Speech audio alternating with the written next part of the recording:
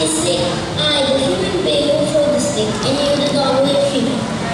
I, the dog, will let me nest under the stick. I got it! I got it! Ah! Toss it to me! Give me back my blanket. No, I got it, and I'm going to keep it. This is just the start to learn to life will make this awesome habit. Rita, Patch, what's so important with this blanket anyway?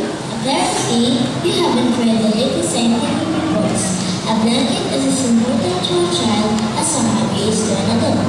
Many a man spends his time restoring automobiles or building wall trains or collecting telegrams or even studying about the Civil War. This is called playing in class. Really?